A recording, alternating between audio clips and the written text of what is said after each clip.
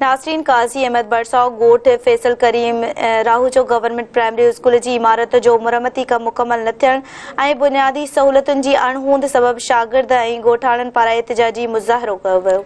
इन हवाले सां पेश आहे ज़ुल्फ़कार अली टावरी जी रिपोर्ट। काज़ी अहमद बरसाव गोठ फैसल करीम राहू जे गवर्नमेंट प्राइमरी स्कूल की बिल्डिंग जो मुरम्मती कम न थियण ऐं स्कूल में बुनियादी सहूलतूं न हुजण ऐं सख़्त सर्दीअ में मासूम ॿारड़ा खुलियल आसमान हेठि तालीम पढ़ाइण ते मजबूर।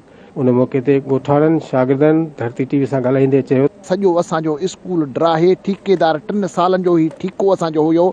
3 सालनि खां पोइ 7 महीना खनि थींदा ही आयो ठेकेदार, सॼो ड्राहे सामान सभु खणी हिन वञी खपाए छॾियो। जेको मटीरियल हो असां नारो हयो आहे त पढ़ंदी सिंध त वधंदी सिंध, ऐं तव्हां ॾिसो अहिड़ी हालत में कीअं पढ़ंदी सिंध ऐं कीअं वधंदी सिंध। 100 साल असां पोइते आहियूं, असांजी सोच अञा पोइते आहे। पोइ फर्नीचर आहे, न के बुनियादी सहूलतूं आहिनि, सिंगल टीचर आहे, 200 ॿार आहिनि, उन्हनि खां मुंहुं ॾियणु माना जेको हिकिड़े उस्ताद लाइ तमामु ॾुखी ॻाल्हि आहे। असांखे फर्नीचर ॾियनि ऐं असांखे दरवाज़ा ऐं दरियूं हणाए ॾियनि।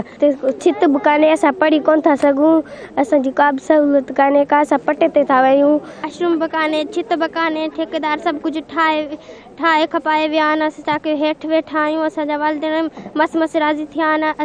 असांखे असांजे वालिद चवनि था न वञो स्कूल, असां पोइ बि आया आहियूं, बाक़ी सभु कुझु ठाहे पोइ। जी नाज़रीन, तव्हां ॻोठाणनि शागिर्दनि ऐं उस्तादनि जूं ॻाल्हियूं ॿुधियूं। उन्हनि जो चवणु हो त 9 खां 10 महीना थी विया आहिनि, स्कूल जी मुरम्मत जो कमु मुकमल थी न सघियो आहे।